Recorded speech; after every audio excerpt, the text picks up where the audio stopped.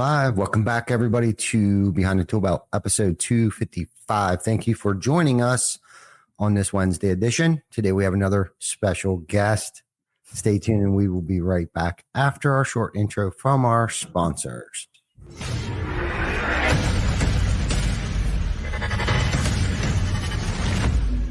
TC Backer. Roofing, siding, windows, gutter, solar. Roofing, siding, windows, gutter, solar. TC Backer.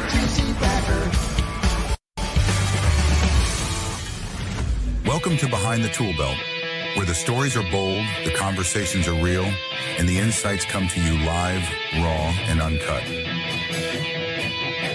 Every week, host Ty Cobb Backer sits down with game changers, trailblazers, and industry leaders who aren't afraid to tell it like it is. No filters, no scripts, just the truth. Please welcome your host of Behind the Tool Belt, Ty Cobb Backer. Wow, love that. That was good. That was good. Did Vic do that whole thing? Vicky Ticky Talk did it, man. He did a good job on that, too. It was good. Yeah, very impressive, brother. Yeah, it's good. It's good. We got something else that we're working on, too. I'm going to let the cat out of the bag. We're going to do a little podcast inside of a podcast called Brick by Brick. And it'll probably be a little closer to 10, 15, 5-minute little clips of some experiences, knowledge, nuggets that I want to drop on there. Vic and I have actually, we started on this a couple years ago where he just started recording me some stuff offline a little bit, just me rambling, talking about trying to fix the world's problems, the uncut, the unsugar-coated version of myself offline. Might be a few more F-bombs here and there. But super, super excited about launching that here soon. And we started out at my breakout at RoofCon was called Brick by Brick. So we're building this thing out brick by brick. And if anybody knows the story of where that analogy or that statement or term has come from, I would suggest looking into it. So anyhow, were you thinking of calling it a different name at one point? Yeah, I feel like there was a different name. Yeah. What was that? What did we? Oh man, I can't even remember what the hell. I can't remember either because I remember you and I talking about it a year or two ago. Yeah. So we never really stopped doing it. Raw and uncut or something like that. Man, I don't remember what that was the name of that we were going to call it. Okay. Somebody else had something similar to it. And we were like, we don't want to. And then I've realized that somebody came out with Behind the Brand podcast. I shouldn't have gave them any. I'm starting a new one. I'm starting a new one called, it's called Behind the Map. Behind the Map project. Behind the project. Yeah, that's what I meant. Behind the project. Yeah. Right on. No, I love it. What's up, man? Nothing. How are you? Steve Spence, Project Map It. Got your Celsius up there. I like how you like the rub. The Celsius will sponsor anything and anyone. That's actually not true. Are you trying to make me feel less? It's not true flex. It's not true flex. It is. They told me that they usually don't sponsor anybody unless it's 1,000 or more people. Oh, okay. Did you know that? I digress. No. Did you want to apologize now or later in person?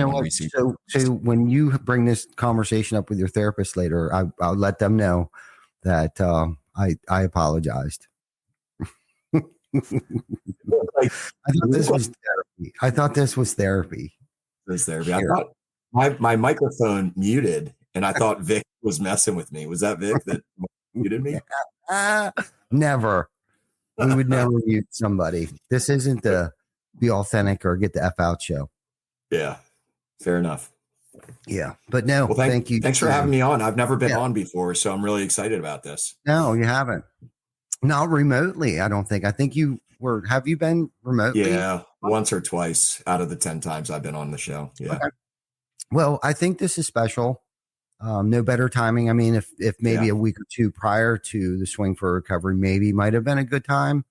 But I think while we're still kind of juiced up from the accomplishment that your vision here has, pulled through, and man, like great stuff. So for those of you watching that don't understand where Swing Fore Recovery came from, Steven Spence, the founder of Swing Fore Recovery, reached out a few weeks ago, I guess probably 3 months ago. 3 months ago. About 3 months ago, asked if we would be interested in hosting, being a part of his second annual for Swing Fore Recovery, and for to help support roofers in recovery. And of course, knowing where that vision came from, I mean, how could we not support Steven, and I'll let you talk a little bit about where that inspiration came from and all that good stuff. But man, it's and I'll let you talk about what you accomplished. Right. And then we kind of helped with that a little bit. And, but looking forward, we're already planning next year's out. Yeah. So just already know that we're in, at whatever capacity you plan on having, so we can do it. It might be 2 local golf courses. Yeah. I've heard of tournaments being so big where they actually have to have 2 golf courses. I do know of a course up here. There used to be what was called Briarwood West and East. Now, I think they developed half of West, but they still actually have 5 holes over there. So they might actually be able to figure out 18 plus 5 holes for, 44 to 88 teams or something like that within that mix, or maybe not 88, but maybe 60 teams or something like that. That might be, that'd be awesome. Yeah, that would be awesome. Or whatever. However, I'm not trying to influence you in any way, and we got some time, and maybe we won't wait so late. Maybe in the next 3-6 months we'll pull something together. Yeah, and maybe instead of doing it in November, we do it in September because we have more time to plan it. Yeah, I agree. Exactly. No, so less than a year away, we'll let everyone know what the hell's going on. Yeah. No, so touch on where the vision came from. Go back to the beginning here a little bit, like the vision and what you wanted to accomplish, and maybe it didn't go so well the first time, but then just like any success story, there's always a little failure in a minute, in the beginning a little bit, and then bam, here we are today. So there it is. So the vision, and first of all, I did not do any of this. It was all of us. You know me well enough to know that I don't ever put my name in anything. Total team effort from your company and all the awesome event planners in your neck of the woods on your company side, and my team did a great job as well. Had one of my guys, Eric Harper, shout out to him. He drove all over Towson where we had our charity golf tournament for a day and got some pretty cool sponsorships. And Pat, Eric, and I ran the tournament with Dan Moyer, who is, the guy that really helped. You and I both have never put on a golf tour, and I tried last year, and we'll talk about that in a second. I had 4 foursomes. That's it. So Dan, I heavily relied on Dan. You relied on him less, a little guidance, but you have a big team. I'm small potatoes. And so we relied heavily on Dan. So big shout out to Dan. Dan Moyer and I met 20 some years ago. Well, gosh, probably 25 years ago. He was my brother's good friend, and he's a marketing guy, and he helped me start my first ever club lacrosse business here in Maryland. So I've been friends with Dan for a long time, and I do know that Dan puts on golf tournaments. That's kind of like his bread and butter. So relied heavily on him, and we had a great turnout on Monday of this past week, and we had an even better turnout, or a great turnout, at your charity golf tournament, which was November 4th, the week prior. So where did it start? It started on this podcast. So I guess you know the story, but I'll share it. I think it was last year, April or May of 2023. I was on your podcast, and it was right around the time is it National Roofers in Recovery Day? Is that right? Yeah. Mm-hmm. And you mentioned, I was at your studio. We were standing up in the old studio that you had. And you said, yeah, I mean, it's National Roofers in Recovery Day. And literally in that instant, I thought to myself, this is the cause I've been looking for. So just a little bit of a story. Can I digress a little bit? Okay. Totally. So just the complete story is a good one, I think. But, for those that know Ty and those that know me, know that Ty and I are very close. We're like brothers. Vic and I, the whole TC Backer team, and myself, we're family. Everybody should know that. And if you don't, you now know. But I know that Ty has been a recovering addict for 14 years. I know that Vic and a lot of the people at TC Backer are in recovery, which I love. I've been in this circuit for 6 years now in this industry. And when I started going to trade shows during the trade show season, I just remember I hung out with two types of people, and I partied hard and I didn't party hard. There are times where I would come down to work out in the morning at like 5 a.m. before the trade show started, and there'd still be people in the lobby just hammered, with empty fifths of bottles of liquor all over, just acting like buffoons, to be totally honest with you. And I'll say that. I don't care if anybody wants to call me out on that. It didn't make sense to me. And then at some point in time, when did we actually meet? I know the first time I personally met you and Vic being the first person I ever met at TC Backer, was 4 years ago now. SRC. It's been 3 or 4 years. It's been a minute. Yeah. I think we may have known of each other, but I think where we really connected was SRC Denton. That's it.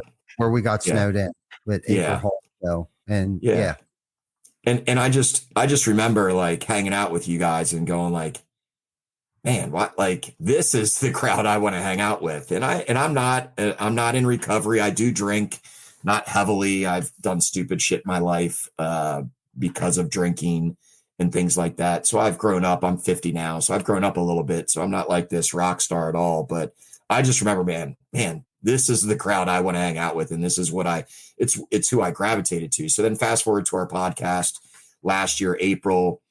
And I'd always seen on Facebook, everybody like your turkey salute and everything like that. I always see people backing and supporting some sort of charity. So when you mentioned that, I'd like been thinking for 2 years, what charity do I want to support here at Project Map? What do I want to get behind, or what do we want to get behind as a company? And it just it all happened when you said that in an instant. I think I even told you I will donate $250 for something or whatever. And I donated money for whatever it was, Roofers in Recovery. So I tried putting on a charity golf tournament, literally, like it was April. And I think I tried to put a tournament on like in May, 4 weeks to like get some foursomes. And I think you and I have both learned that that's not, you can't put on a charity golf tournament, kids. If anybody's listening here, you can't put on a charity golf tournament and plan it in 4 weeks. It's just not happening. So I had 4 foursomes. We got like some donations from my customer base. So we still raised about $2,000. But my brother at that time, he was about a year into recovery. My brother struggles with alcohol addiction. And he's the love of my life. I love the guy, he's my brother. And so just, it all sort of happened where it was like, this is what I want to do. And this year I reached out to you and Jimmy Hammond. Shout out to Jimmy. He's from Destination Motivation out in Indiana. Jimmy, I think he took on a little too much. He fell into my trap from the year before. I think it was like August that we started talking about, or maybe end of July. And me and you were like, yeah, let's do it in October, November. And Jimmy's like, I'll do it in September. And it was like a month or 6 weeks to plan. And he just didn't get enough. But Jimmy really inspired me. I don't know. Did he inspire you to like, yeah, he was fully all in. He was all in. And that's Jimmy. Like, for those that don't know Jimmy, I mean, Jimmy's always all in. Like, his heart is always in the right place, and he was passionate about it. And his emails through our network of trying to plan these 3 golf tournaments, because we were trying to do all 3, Indiana, York, Pennsylvania, where Ty, you are, and obviously me in Baltimore. And Jimmy just couldn't pull it out. I mean, it was hard. So but he still traveled. He drove his car to yours in York. He drove to mine this week, and just great guy. So he really inspired me. And the rest is history, man. You guys did an amazing job at York. Swag bags were awesome. I have somewhere here. They all handed out. Everybody got, a Roofers in Recovery sweatshirt, with the sweet logo on the back of TC Backer. That's one of my favorite t-shirts or sweatshirts. I wear that in the winter all the time, or I will. I'm a sweatshirt kind of guy. But you guys, I mean, your numbers were what, Ty? I mean, you ended up raising over 20 or very close to it or something like that. Yeah, more? I thought it was right around 19, but with some little extra, people walking around just handing cash, it came out to roughly $20,600. It's amazing. So, and my goal, just so you know, my goal was like, hey, if I can get $3,000, $5,000, I'll be happy. And I'm telling you, like, we had huge props to all of our partners: Engage, Roofer, Presto Media, Send Digital. You obviously, Certainteed was a huge one. SRS was a huge one. Like Certainteed, literally, I mean, they in total, it was over $10,000 of sponsorship that Certainteed did. Wow. Financial, the swag bags, you know, everybody got like Certainteed towels and all the golf fun stuff. But all of my partners, they all pulled through. And our tournament was, I think, a little different in that all of our partners, they would like, you know, Roofer, they sponsored a foursome of a company in Maryland. So we had like 13 sets of foursomes that were contracting companies, which I love. Like that was really cool to me because, you know, they're my people that I'm trying to, you know, that I work with all the time. So I think we were at, it's between 13,500 and 15,000. We haven't finished the money because it just came in. But you told me, Ty, it's about $15,000 for somebody to go to rehab. Is that correct? Yeah. That was our goal. Our goal was to raise 15,000 to send somebody. And then when the final numbers came in, I was like, holy crap. And then yesterday, or was Monday, when you were stating how much that you were going to bring in, I was like, man, we might be able to pull off sending at least 2 people and then a little extra, you know, someone to rehab. So that's huge, man. I don't know if anyone else has done that for, you know, the Roofers in Recovery cause or not, but that's definitely something to be proud of, Stephen, to be able to send somebody within the industry. You know, that's what the whole point is, just for clarity purposes. You know, you have to be, so even if Stephen, since you know, work with contractors, like if you would ever have an issue or someone on your team would have an issue, not necessarily a roofer up on the roof, but somebody within our industry is struggling with drug addiction, you know, alcoholism, whatever the case might be, you know. And when you were talking, Steve, 2 things came to mind. Was one, your passion for recovery. Okay. Actually 3 things. Your passion for recovery, because of it has affected you, right? Not necessarily you, but your family. And a lot of people don't like to talk about it. And I brought that up a little bit, and I did a little speech. I didn't do the whole thing. It was a long day, but I was going to do this big speech at the end of it. But I could just tell people were kind of waiting for the 50-50. So I didn't want to take up, when I get on a ramble, it could have been a 30-minute freaking rabbit hole that I was going to have to try to dig out of. But so I chose to just kind of keep it short and sweet, like thanked everybody, like literally, because what was crazy about our golf tournament, like you had mentioned, ours was a little bit different. But when you scanned our room, every person sitting in that room had, like, I talk about your network is your net worth. Okay. So whether they knew it or not, those people, I don't know how many it was. I don't know how many people it was. 112, 15, 20 people sitting in that room, whether they know it or not, was affected by the foursome sitting next to them, whether they know it or not. Somehow, some way, those people had food on their table every week because of the foursome sitting next to them. Every single person. That's what was super cool about it. And I kind of touched on that a little bit. We didn't have a lot of contractors, but we had, you know, our insurance companies. We did have Roofle. We did have Certainteed. We had ABC. We had SRS. We had USLBM Universal. We had Okna Windows. We had a lot of support from our distribution and manufacturing, which was really cool, and didn't hesitate. Right. Yeah. One, because, you know, Roofers in Recovery, and you know, I got a little weepy. I guess it pulled on my heartstrings, because if you really think about it, and I'm not tooting my own horn, but they must think highly of us. If in a matter of a couple weeks, it might've been 2 months, 3 months max, where it was like, really, you know what I mean, to pull something off like this, and they agreed to it, and to give them the amount of money to us, to trust us enough to do this. So that was one thing. I could keep talking about that, but it was amazing. But the other thing that I was thinking about was, so there was, you know, so you gravitated towards us at SRC. Okay. And the point of recovery isn't for us to avoid alcohol necessarily. Right. Yes, I can't drink alcohol, but if I'm avoiding it, right, not going to restaurants, not going to, roofing conferences where they may serve alcohol. Well, then I'm allowing alcohol to still control my life. For you. Okay. So I definitely didn't get sober to become a nun and not do anything or have a good time. But there was two things there. Obviously, you noticed we were having a blast there without alcohol. You had mentioned that you drink alcohol. Well, for me being in recovery allows me to hang out with people like you who may have an occasional drink, right? So I can be normal, right? Yeah.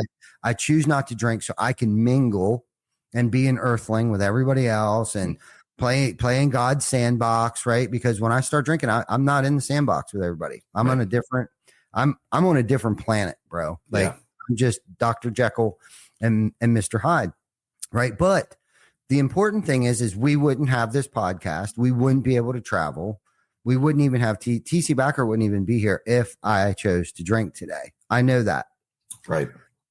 A lot of people don't like to talk about that. And quite frankly, I'm not promoting any of the support groups. I'm not a spokesperson for any of the support groups. I'm not going to mention their names because I don't want someone, because we don't, no press, radio, or films, right? It's anonymity. But I also feel like we have a platform to let other people know that, like, if I can do this, like, you can too. Trust me. Like, you're not alone in this. So I think a lot of people are afraid, like, ooh, man, that's anonymous. Yeah, it is. It is. I'm not promoting that. I'm not a spokesperson. I have failed. And this is the thing I need people to understand too, is that the programs that I've been involved with have never and will not fail. Who fails it? What fails it is me. I have failed the program many times. I have relapsed. I'm what's called a retread. I struggled with this thing at a very young age. I've been in and out. My first rehab, I was 12 years old. Couldn't, I wasn't that guy that came in and was like, I lost my wife, my dog, the house, and the white picket. Oh no, I could never accumulate any of those things. I was just at a very young age, started out. I didn't like really necessarily the taste of alcohol, but I liked the effect that it gave to me. Something happened when I drank, when I consumed alcohol, something happened to me, and I wouldn't know what was going to happen. Could I control it? Yes, but it was a constant struggle and a constant battle to try to control it. And little did I know it actually had control over me. I wouldn't go certain places. I wouldn't be around certain people if they didn't drink the way that I drank, and if they didn't party the way that I partied. I wanted nothing to do with you. So right there, that limited me on every level. Success, it limited me, the people that I would let into my circle. You know what I mean? It did bad things for me. I couldn't do it like a normal person could. But I'm grateful that I don't drink, because if I would have continued to keep drinking, I'd have never met you in Denton. I know that. I know that for a fact. So there is help out there if you're in the industry. I think the website is something like www.roofersandrecovery.com. .org. Yes, .org. You're right. Absolutely. .org. We'll put that link in the comments here. So if and if anybody wants to pull an instant message me off the side, like if you're struggling with, any kind of addiction, and listen, mental health, like people don't like to talk about mental health, right? And seeking outside help, speaking with, I fully support seeking outside help, speaking to other individuals, especially as a man, find that person, whether you're paying for it or not. I think we all need a sounding board of reality. I think we all need a sounding board to just get it off. I think we all should journal more and get those crazy thoughts out of our head sometimes, and then reread it back to ourselves and realize how crazy it is. But also have that person, and for me, it's Vic and sometimes, a couple other people, but I do know I have that circle of people that I know, they know me. They already know something's off. They already know I'm off. And I think mental health is huge, and we need to be more aware of it and speak more openly about it. I have issues, man. I've been seeing a therapist for 2 years now, and I'm a much better person because of exactly the things you say. Now my therapist probably loves me because our insurance covers it. Now I've gotten a hold of myself a little bit better. Obviously, still work to be done, but I'll get on there for even just 10 minutes on a 50-minute session, talk through some things and be like, hey, I'm good. Thanks, doc. So I completely support everything you just said. I will say, between the two of us, raising over $35,000 is pretty kick ass. I think that's amazing. Like you said, in your thing, that supports two people right there to go to rehab. I know Roofers in Recovery just opened up a rehab center in Colorado, which is pretty awesome too. So congrats to the team from Roofers in Recovery. Here's a story that you don't know, and I'd like to share, and it's about Dan Moyer. And Dan already told me I could talk about things, but Dan Moyer is the guy that helped Ty and I put this on, and will continue. Dan has been in recovery for 18 months. And you know where those 18 months started? It started with my first tournament where I only had 4 foursomes. So I bought a bunch of shirts, Roofers or Swing Fore Recovery shirts to hand out to the tournament. My brother, Dan, is the one that got the shirts made for me. My brother drove to Dan's house to pick up those shirts to bring them to the golf tournament of 16 people that were in my first tournament. And Dan remembers, and just vividly. So the cool thing about Monday's event was Dan and I sat down, and there will be lots of clips probably on social coming up. But we sat down for about a 11 minute or 14 minute conversation at the fire pit right there at Eagle's Nest. And he told us his story. And part of that story was him sharing, like, look, man, I was struggling in life. Like my personal, my professional was not going well. And it was because of the drinking. And then your brother, who I hadn't seen in a while, came to pick up the shirts from me, and it got us to talk. And my brother had been in recovery for 10 months at that point or something. And he said he just seemed intrigued, and he had a conversation with my brother, and he's like, you know what, this is what I want to do. I need this too. And he's been in recovery ever since. And it happened because of the Swing Fore Recovery tournament, which I think it started. It wasn't because of, but it started that conversation with my brother. So I really loved your story. It kind of made me remember, the thing that Dan and I talked about. But that was probably my favorite part of our 2 tournaments, just sitting down with Dan and listening to him and share his story. Because look, not in recovery, I haven't been to rehab, but I learn from the best, right? I learned from you. You and Vic drove up from frickin' whatever, South Carolina that one time. And I mean, we talked a lot about stuff like that. And so just being me educating myself has made me a much tamer drinker. I will say that. I can get a little crazy too when I drink. And just as I get older, it's like, do I really need to go get drunk right now? No. So yeah, my lifestyle is tamer because of it. So, anyway, I just appreciate it. Now that's a beautiful story, because that's what we try to do. We try to plant seeds, and that's exactly what my brother did. It's attraction rather than promotion, right? Yeah. If you want what I got, you'll do what I do. And the have the seed planted, and we never know who we're going to impact.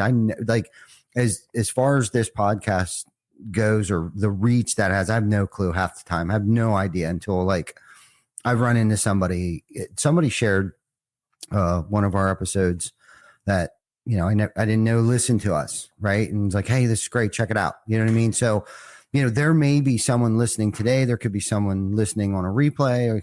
I have no idea. We have no idea what the impact's going to be.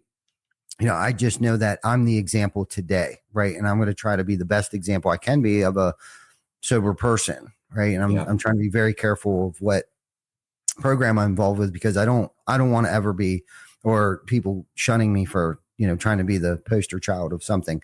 Yeah. But I hit it for a long time.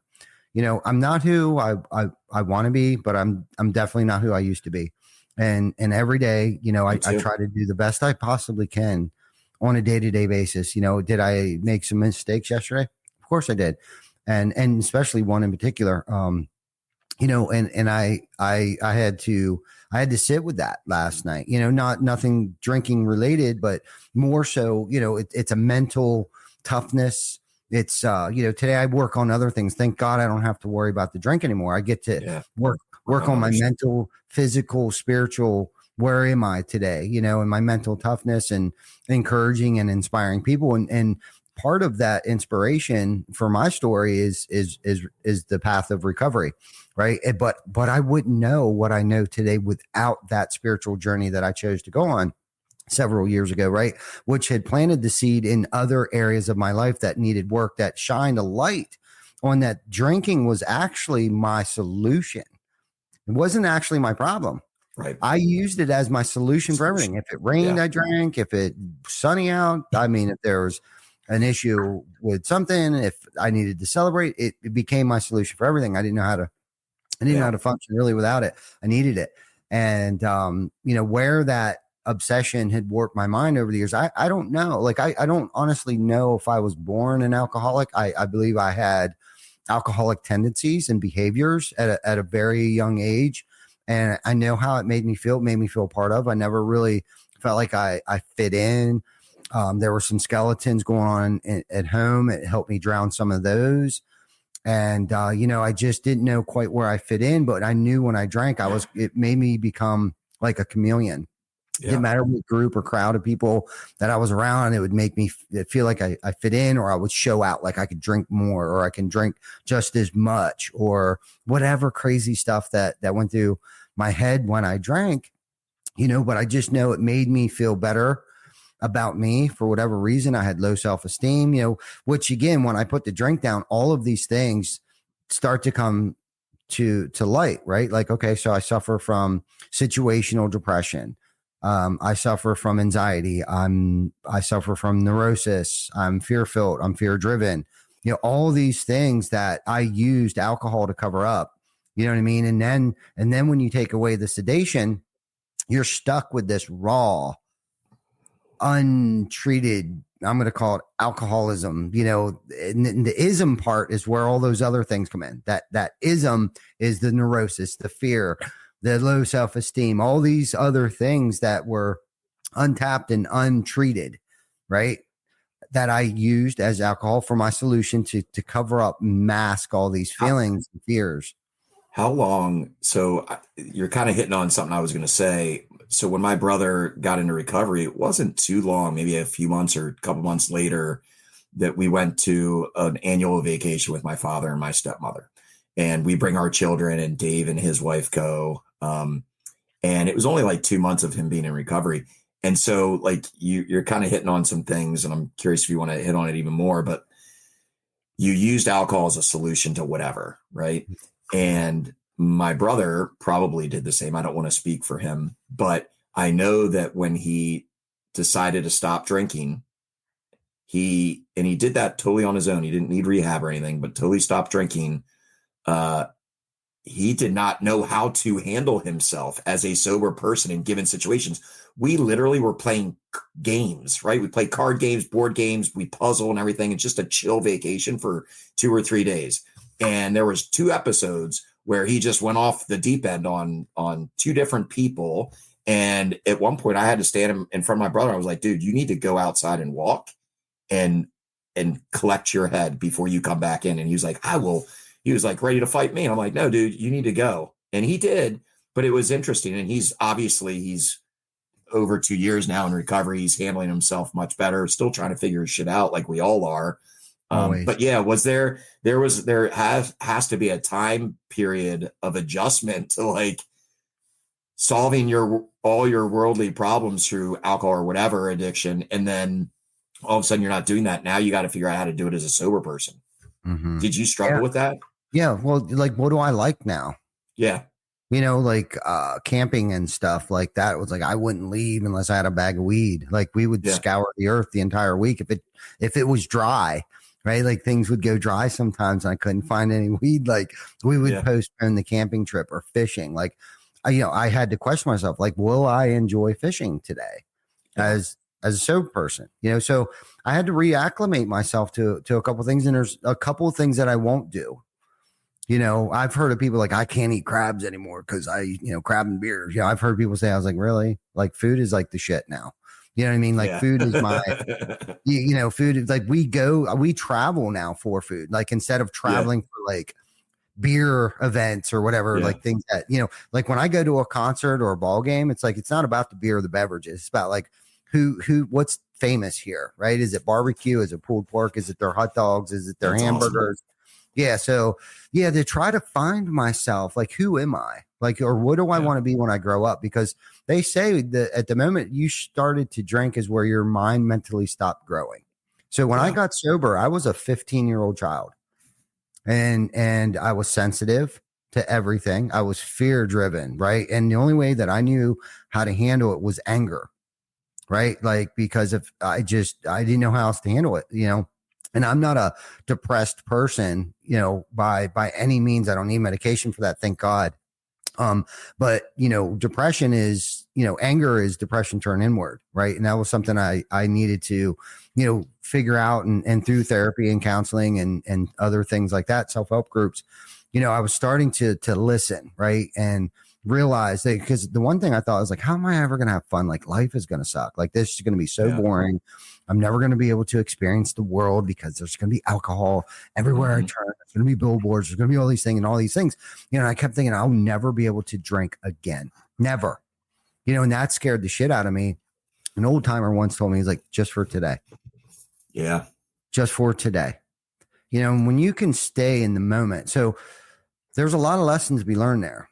Like, there's a lot of things that happen to me throughout the course of the day, and I'll have one foot in yesterday and one foot in tomorrow and piss all over today. Right. Just like I did when I drank.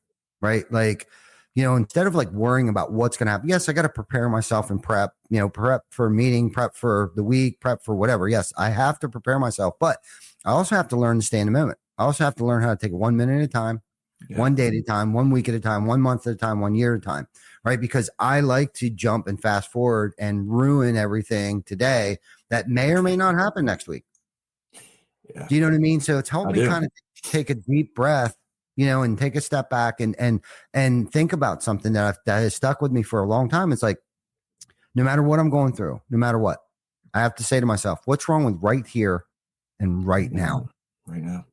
Yeah, I interviewed a lot of people yesterday because we're going to try to make a nice promo video that you can use and I can use for future events. And, I always said if you would like to share what your advice is and how many years sober you've been, that'd be awesome. And almost all of them, their advice was 1 day at a time. Like, just focus on right now, like every single one of them. And I do appreciate your comment, not even just on the recovery side of things, because it hit home with me when you were talking about being able to talk about mental health. Yeah. I mean, I struggled. I never knew I struggled with it. And again, I'm finding myself and I'm in a much better place in my own head now as a 48 to 50-year-old over the last 2 years. I've been going to therapy pretty regularly. Is that, look, man, like the guy I was even 2.5 years ago before I started going to therapy and figuring my shit out, I'm a much better person right now. And it's because I didn't realize for 48 years I suffered horrendously of having low self-esteem. That's why I was always the class clown in high school. That's why I was like, the loud mouth, the biggest partier in college, right? Like, I needed the attention, and I'm not going to go into why I had to feel that intention. But I mean, it was obviously, growing up as a child and like, separate, I had my parents divorced before I even could talk and stuff. So anyway, point being able to talk about your mental health and doing something about it has at least really helped reshape who I am. I find myself like, I'm still an extrovert. I can still travel to New York like I did yesterday and meet new people. And by the time I leave wherever it is, a restaurant or whatever, I'm like best friends with everybody in there. I still have that extrovert in me, but there's a big part of me that likes to be alone and just chill, and not worry about having to be the cool guy. So anyway, I just appreciated you sharing that. Everybody has room to grow, and going to some sort of psychologist or therapist, it's very, very helpful. At least it's been for me. And it's a journey. It's not a destination. Yeah. There's no graduation date. And with these tools that I picked up over the years, anyone can apply them. Yeah. In their life. And I highly suggest that they do. Thank goodness I have a place that's free that I get to go to, put $1 in a basket, and I get all the therapy that I want. Yeah. Right. And a group of like-minded people to be around where I can be very vulnerable. But one of the other things I struggled with too early on, especially early on, and I still struggle with it at times, is being a doormat. Right. Because you go from one extreme to the next. Like, I'm not going to take anybody's shit. And then it's kind of like you start to get sober and your head starts to clear up, and you struggle with this. Like, if they really knew who I was, this syndrome of like, oh man, I don't want to hurt anybody's feelings. I'm walking on eggshells because if they really knew who I was, right? So you got to like learn how to stand up for yourself and not be taken advantage of, because I can go from one extreme to the next, right? Like I can be the biggest prick to letting everybody walk over me. So, and I think most people deal with that, right? Yeah. But you can't become too cold-hearted, and you can't be, you know what I mean? There's nothing wrong with being nice. Right. Right. You know what I mean? And I don't know if anybody will say, well, besides Tim Brown, he's like, he's a nice guy. It's like, I'm nice, but you're going to know when you offend me. You're going to know when you kind of cross that line, but that's what you're going to know where I'm at, where I stand. And that's the thing that was probably the hardest thing for me to work on over the years is, don't be mean with what you say, just mean what you say. Yeah. Right. You know what I mean? Kind of thing. Yeah, and, and that was kind of like, I was touching on that a little bit. Like I said something to somebody yesterday, and it was kind of mean, but I wasn't mean. I wasn't like screaming when I said it. And it was kind of a coaching moment, could I have said it a little differently? Probably. So sometimes I have to review my day, right? Yeah. Like how did I react today? How did I respond? Did I react or did I respond? But that's what this personal journey I've been on for a long time of like self-examination, self-mastery, right? And my perception of things have changed. My paradigm has changed immensely of like my why, right? Has changed. I've grown a lot closer. I never knew relationships, especially with my significant other, Jana, my wife. I never knew it would get better with time because of the things that I've heard. Other relationships failed, whatever. Like I didn't know how to actually be a friend. If you were my friend, it's because you had something to offer me. Yeah. Like I didn't know, like, it's just okay to be someone's friend and care about them and want to help them without looking for something in return. But then again, make sure you don't cross that line where like then they start to expect that, because I've had that situation too where it's kind of like I give, and then they start to expect it. But honestly, that's not their fault. That's my fault. I did that to them. Do you know what I mean? Like, so I got to be careful because I'm a caring, big-hearted, I'll bring 15 cats home from Greenville, South Carolina kind of guy. Funny inside joke about that. Do you know what I mean?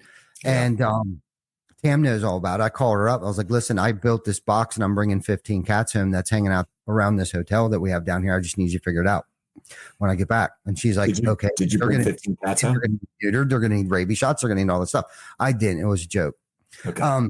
But she believed me because that's the kind of shit that I do. Right. Yeah. So she's telling Lauren, like, they're figuring out like this game plan. Like Ty's bringing home like between 15 and 25 cats. And like, he doesn't want to take them to the SPCA. Like, we got to find homes for them.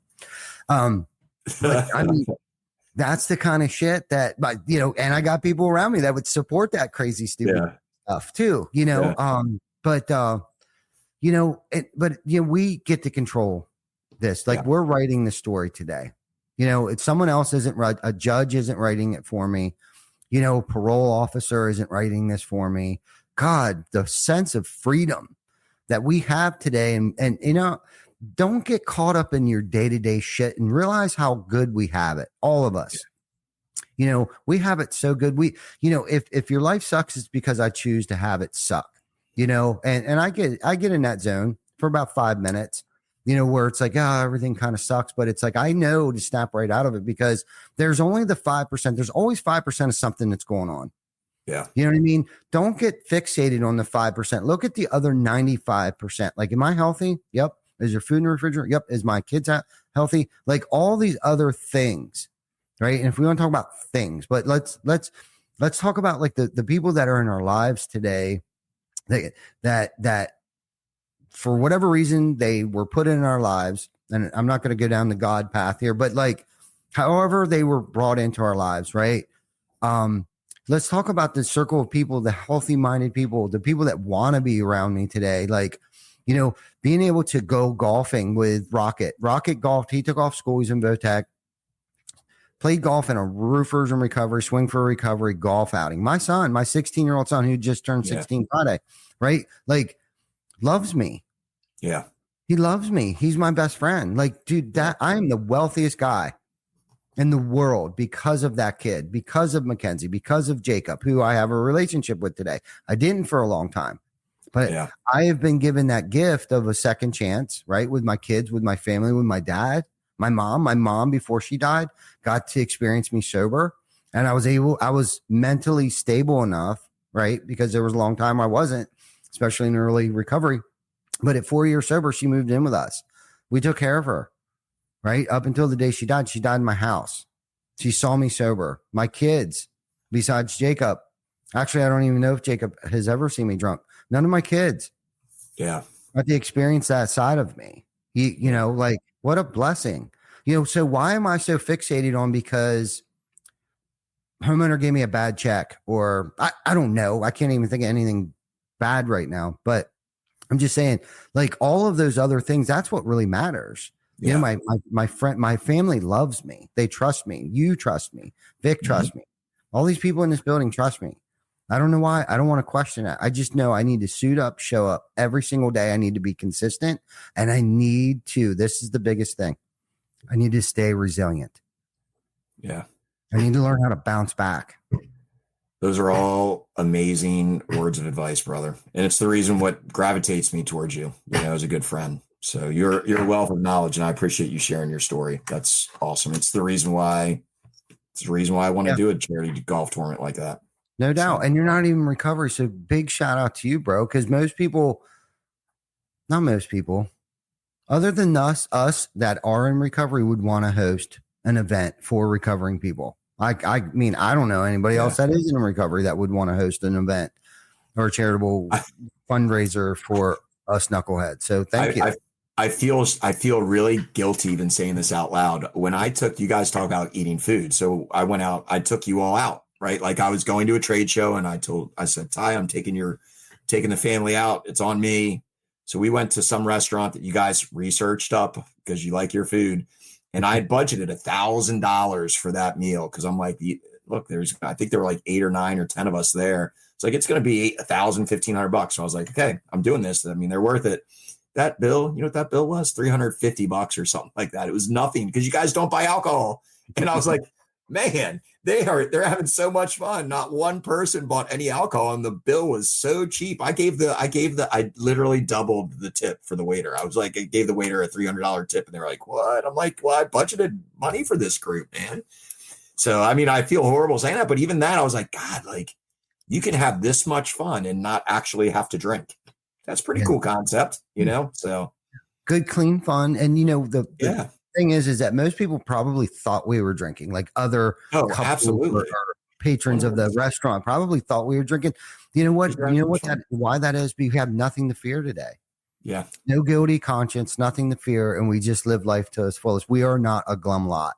Yeah. Life is too short to become a nun, right? Like I didn't get sober to not enjoy life to its fullest extent, the unfair advantage that we have is the threshold of pain that us in recovery who have gone through the things and saw the things that a lot of us have seen, that's kind of the unfair advantage that we have. Like, our resiliency and our threshold for pain is much greater than most people. And, thank God that I am an alcoholic, and thank God that I'm a neurotic, fear-driven person, or else we wouldn't be here. Like, I have no fear. I can look any man or woman in the eye on any street corner across America and know that I don't owe them a damn thing. Yeah. And it is just a magnificent light feeling that I feel today, of just being. Well, I love it. Picking up a drink one day at a time. I love it. Yeah. If any of your listeners are watching this and they want to be a part of this Swing for Recovery movement and golf tournament, just let Ty know and reach out to me. I mean, we want to, our goal next year, we did 2 successful ones this year. made over probably close to $35,000. It's only going to probably get bigger next year now that we sort of know what we're doing. But I'd love to have 6 next year. So if anybody out there wants to bring the people, project map it, we'll plan it for you. We'll plan it. You have to help get some sponsors, but the people is the biggest problem. Like, it's not a problem, but it's just hard. Like, right. You're trying to get 100 people. Not everybody plays golf. So if any of the listeners wants to join forces with us, let us know and we'll talk and get you on the calendar for next year. We'd love to have 6 successful golf tournaments. Yeah. I love that. Yeah. Hit us up. Either Steven, Vic, myself, Tam, Amanda. Big. I'm going to give Amanda and Tam. Dude, they are awesome. Yeah. Amanda,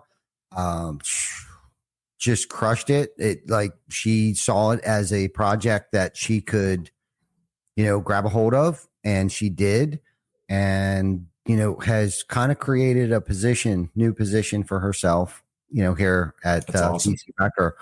And we saw something that came out of her during this, which is cool, to watch awesome. her kind of blossom in that arena of, organizing committee, events, type of position there. So big shout out to her. And of course, Tam was riding shotgun with her. And I'm going to say that because Tam even admitted she was under the weather, there towards the push, the end there. But without either one of them, we'd never been able to do this, because I'm pulled in a million different directions. But big shout out to the entire TC Backer team too, because there was a lot of people, once they realized we were hosting a golf tournament, there was golfers that work for us that I didn't even know play golf. Right. Yeah. So that there was quite a few of our foursomes right there. And then there was a lot of volunteers kind of waiting, because I was like, look, we're going to make teams. If we have to make teams, right. Yeah. Like, and people were volunteering to play golf that never played golf. Brian Good was right. He's left-handed. He didn't care. He was going to try to play right-handed golf if he had to. Fortunately, we had too many. Yeah, too many teams showed up. The golf course had to get 4 more golf carts from another location. So we couldn't have did it without the community. First and foremost, shout out to the community. Eric Brewer, the guys over at Integrity First Home Buyers, Insurance Services United, the Chris Patton Group. Our local insurance company, investors, realtors, were the first people I probably hit up. And so this was a learning experience for me too. And we'll get off here real quick, but I don't like to ask people for stuff, right? For help, and that's kind of one of those, if they really knew who I was kind of thing still that I struggle with sometimes. And so when I texted Eric over at Integrity First Home Buyers, and we've done business with this guy almost 16 years now, but I've never really asked him for like a favor or anything. He's done so much for our family. Like, how could I? Yeah. He's why we are who we are. He's been a mentor from a distance. His business blew up. We blew up. Just our network is our net worth. And then everybody that he does business with, guess what? We do business with too. So I hit him up and like, hey man, we're hosting a golf tournament, and I hate to ask anybody for anything. He's like, dude, we were in. He's like, don't ever hesitate to ask me for anything. And I was like, okay. Next thing I know, like, he's got 2 foursomes. That's awesome. Coming and donated. He had signed up for one of the sponsorship things like that second. Like, I sent him the link, boom, bam, bam. His secretary hit me up and she's like, hey, the morning of, like, hey, we have another foursome. Is there? I was like, bring him. I'll deal with it. Just get him there. And she brought some yard signs out and everything that he did. I think at every hole we put a yard sign out there, just show our appreciation. And everybody else, Ben Weaver, everybody, I need to send out a mass email is what I got to do. Yeah, I'm working on that myself. Shout out for me, Sales Transformation Group was great. They jumped right on board. Ryan Groff and the team. Sean Murphy was the spearheading guy on that. But I got to meet. We just partnered with him, but I got to meet a couple of the guys. Lucas being one of them. That dude's he's a young go-getter, man. It was kind of cool. I even told Sales Transformation Group, I'm like, this kid Lucas is the real deal. And they're like, yeah, man, once he learns the trade really well, he's going to be a stud. So it was fun. It was fun. Networking is always fun, man. I love just driving around the cart and talking to people all day. It was awesome. It's fun. So. It's fun to tee up an atmosphere of quality people that get to network who probably wouldn't ever network before. Connect. Right. So that was super cool. So thank you, Stephen, for the bright idea. I guess I'll let you go because I know you're busy as hell, and we're just about at our hour mark. Yeah. So I love you. Keep doing what you're doing over there. And keep grinding.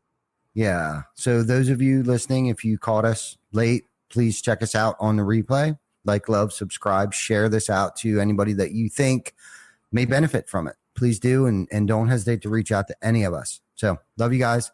Till next week. We'll see you then. Join us next week for another episode of Behind the Tool Belt. Thanks to our sponsors, TC Backer Construction, Lead Scout, Hook Roofing Marketing, and Roofle. And thank you for watching. Like, follow, and hit the subscribe button on our Facebook page, YouTube channel, as well as Spotify and Apple Podcasts.